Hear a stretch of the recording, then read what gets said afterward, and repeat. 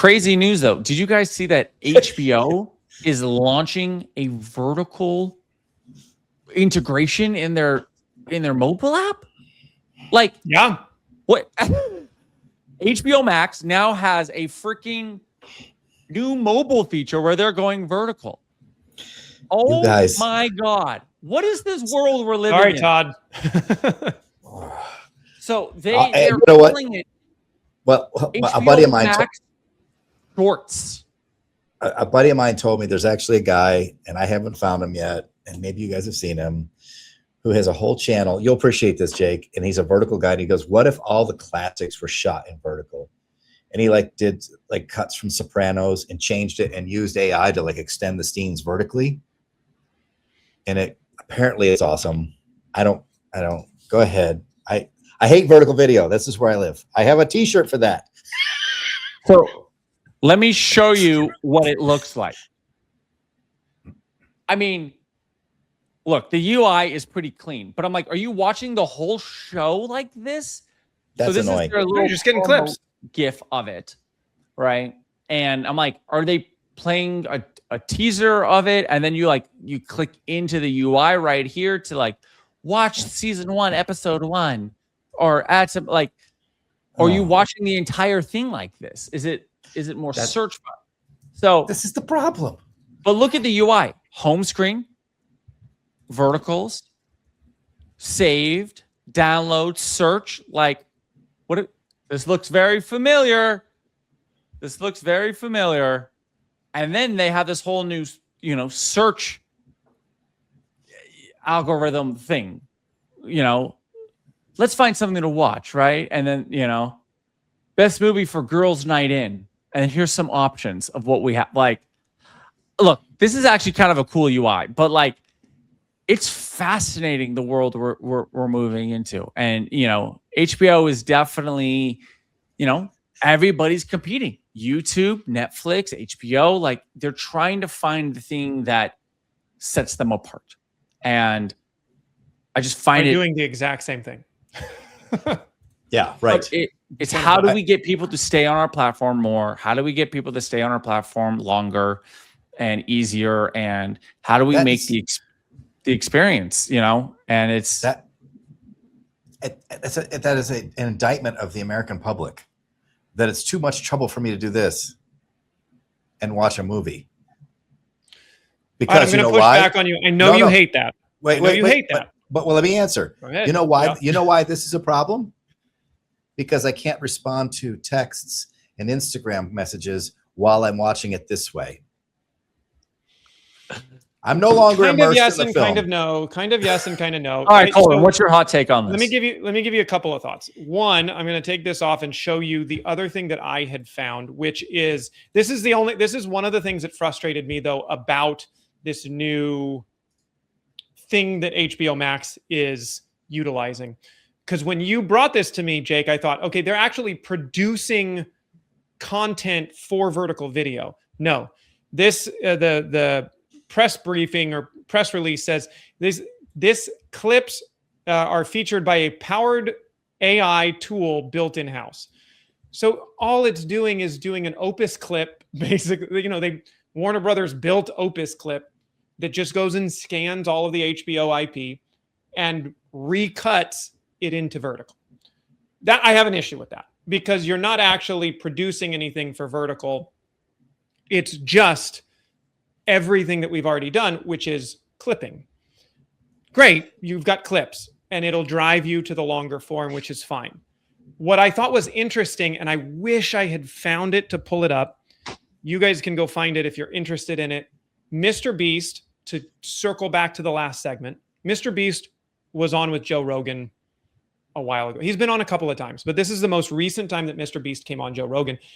And MrBeast was pushing Joe on the analytics of how many people watch their highlights on vertical video on TikTok. The growing amount of people that'll watch sports highlights, not the game, just sports highlights to figure out who won, what the best plays were on TikTok or on Instagram or on YouTube Shorts. And that is your ASU University magna cum laude professor is MrBeast, right? If anybody knows kind of the virality of the online ethos, I would say he's kind of figured it out. And he's saying, dude, most people are just watching these shorts. Well, so I that we played many episodes ago, which there was, somebody from the Atlantic who was, again, stopped from their podcast on the street and was like, oh my God, I love your podcast. It's like, oh, really? It's like, where do you want it? Like, where do you listen? Like, where do you stream it? He's like, oh, just the clips. And he realized, holy shit, we have to optimize not only for the long form, but make sure that we're optimizing for the short form. And just to double down on that really quickly, Subway Takes, the guy from it who literally are now nominated for an Emmy this year. Yeah. Designed their show around shorts. He talks about it all the time in his interviews. He's like, look, we know some people will go to the long form, but most people go get the clips. So we designed our show around clips. And what is the clip you always hear? What's your hot take? Boom. Yeah. Designed it around that.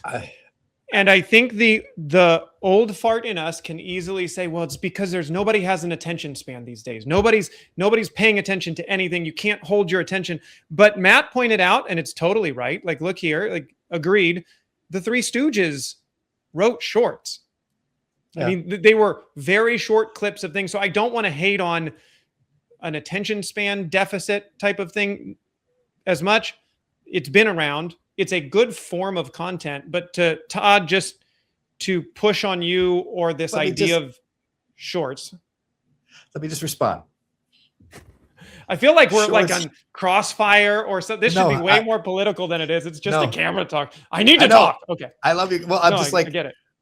Shorts are fine. You know what shorts are? They're funny. They're funny and they're cute and they get your attention. I haven't seen one where I'm emotional. When I was a young man, one of the things that I think why I love this medium so much, I was just a kid. We were at Epcot and we were in, I think it was Japan, and they showed this expansive movie of these wild horses raging across. And as a jaded, like 13 or 14-year-old teenager, I cried. Like, this was so overwhelming. I was like, this is incredible. I want things I make to make you feel something. I can laugh at someone falling off a ladder. I can laugh at someone bonking someone in the head with a hammer, but I want someone to feel something, other than silly. Sorry, go ahead. Well, I'll jump in here. My wife and I had a long conversation yesterday, literally yesterday, about this and about the concept of fine art. And nothing on social media will ever be fine art. Yes. And look, maybe it's that's all what I'm fighting. And that's the thing. And it's totally fine. It's entertainment. But in the same thing, because we broke down, like I was breaking down, okay, great, because we just saw Odyssey, a day before. And we're like, that is fine art. And then now Spider-Man is coming out and we're seeing it this weekend. And we're like, but Spider-Man inherently isn't fine art. It's a step down to me. And again, it's all subjective, but I look at there's kind of a gradient scale. Yeah. It feels less fine art than I will Odyssey. say though, but it was also shot in IMAX.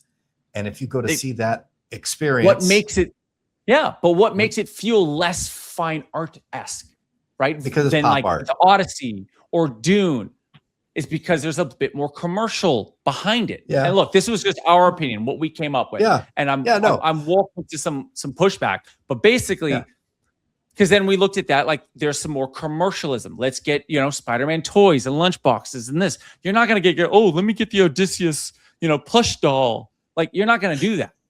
Like I want the action figure. I want the Elliot Page action you're not going to figure. get like, you're not going to get him with the bow, right? Yeah, like the Odyssey has probably sold more copies than whatever the plush toy. Like in terms of, if you're talking just a monetary value over time, just as a commercial take. No. Yeah. I'm not talking about, but I'm talking about the piece of art that Christopher Nolan made. Sure. Right. Yeah. But then, for example, my wife is a massive fan of Friends, the TV show. Yeah. Massive. Yeah. And we're like, but why does that feel even less?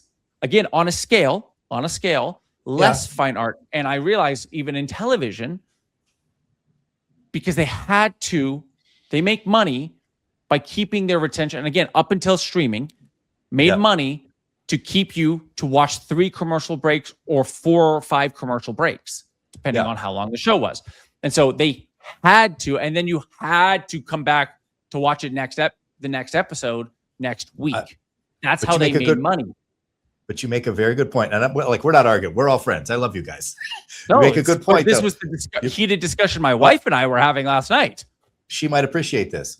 I will say, when you saw guess what was the 8th, 7th character of Friends? The apartment. And the apartment gets lost in vertical format. The apartment. That's what I'm saying. And then even below exist. Television is YouTube and social media. Like, it's definitely not fine art. I just lit up cold. Go I feel like here's the one benefit of Zoom. And we were kind of, couple segments ago, we were talking about upgrading the studio and not being on a Zoom call. I just want the hand raise feature of Zoom. Can I talk, please? You guys are funny. I love that. This is a really great debate here. Jake, you pointed out that fine art will always be subjective. What you think is fine art, I might not. I think that my only disagreement in this whole kind of thesis is just, and I guess it's agreement as well, but you can't, it sounds like fine art is moody, emo, sad, tense, and the more happy, funny comedy is now can't be fine art. That's commercial, which I don't think is right, but that's a fair way of kind of feeling it. Or it's it's kind of a group agreement of society, and that's more like look at the Oscars. I don't think so. I don't think so. I think but again, it's like what you said. It's subjective. I don't like that, but that's kind of what I've seen as the ethos of Western culture. But I also don't think it's format, because Todd, you had brought up this expansive IMAX, but I've seen some stuff that's shot on iPhone, for iPhone in 16:9 that I would say this is beautiful. It's really well lit. It's well directed. It has a great story. I would consider that fine art. In my opinion, I would look at that and go, that's a beautiful story that they just told on a phone. I could watch that on the phone. Wait, 16:9 or 9:16? 16:9. Now, to your last point, though, about Friends and losing the apartment in vertical, and this has just been my push and my argument for all of this, and my complaint, will tie it back into HBO, is that you're talking about a show that was shot in 4:3 for, I think, most of the show. Yeah. And you know it best on 16:9 because you watch it on a television screen. It was never shot, composed for 9:16, the same way we've seen all the memes that Christopher Nolan shot on 70mm IMAX. That was the format that the art was intended to be perceived as. What I don't like, and what I agree that I don't think will ever feel particularly artistic, is taking a 16:9 image, cropping it down, calling it a short, and saying this is art. I think that you can make really compelling and emotional art for 9:16 vertical video, but you have to shoot it and compose it that way.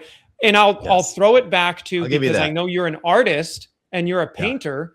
No one would ever tell you, Todd, that a canvas can only be 16 inches this way by 9 inches this way. If you wanted to draw a beautiful picture of a woman standing up against, the most famous painting of all time, arguably, is the Mona Lisa would be not even vertical, though. That'd be like 4:3.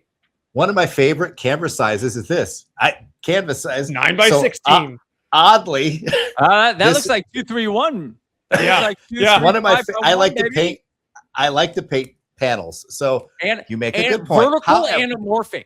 That's where we're going. Vertical anamorphic. Cinescope, I believe. You make a very good point. If the shot was planned for it, I'm going to say two things. Now, first of all, I appreciate that you think I'm that young. I used to watch that on my 27-inch TV, no, maybe 32-inch 4x3 TV, and I loved Friends and the apartment that they were in all the glory of standard definition. 4x3, right? 4x3. However, I think the problem for me is the way the human vision works. And so, like, watching on a stick, I don't feel as immersed as watching it wide. I like wide. That's just it's a preference thing, I guess, really. Like, the stick is sort of like, this is what I do when I'm on the toilet. And this is what I do when I want to see art. So those are two different things to me. I look, I don't disagree. It's a fascinating thing. And, and looking at, like, this is clearly a new marketing tool that HBO is trying to allow people to better trailerize their content and get it in a format that people are used to be able to go, oh, okay, I like this. I don't like this. Yeah. The only thing I was disappointed in reading that article is because what I'm excited to see is more of the vertical art form that can rationalize Todd into going like, oh no, this is great. Well, but now we have such little of that. So that's when that came and went. That was Quibi. Kind of. I mean, TikTok came out of these little vertical shorts too. I'm just saying, true. If HBO took this, and maybe this is the next iteration of it, but if HBO took this and on set shot a trailer or shot a few scenes, shot in vertical, the same way Todd would paint on that vertical canvas, you would compose it and you would have one deleted scene or one extra scene or one teaser of an upcoming episode that was shot, composed, directed for, acted in vertical, and that goes onto your vertical feed, then all of a sudden you don't feel the same weirdness as just cropping, because you're right, you lose a lot. You wouldn't lose anything. The same way, would you say that I guess if you go and see the Odyssey on a normal theater, you are losing detail, even though it's not like 16 by 9, even though it's a, 235 to 1 or whatever, probably, whatever that theater is at, people are arguing to say, go see the higher vertical version of it. It's not vertical video, but it's still, I would rather square. It was directed for that. I think one by one, like as Jay Fana says, that the problem with going to the school is by the time they're out 4 years later, all of this could be moot. And we might be watching one by one because foldable phones are a thing that are happening. And one by one might be the future. And I'd be more one by one than 9 by 16, because one by one gets us back to 4:3 and more like our natural vision. We're all just going back to open gate, baby. Open gate. I love open gate. Let's go. I like open gate.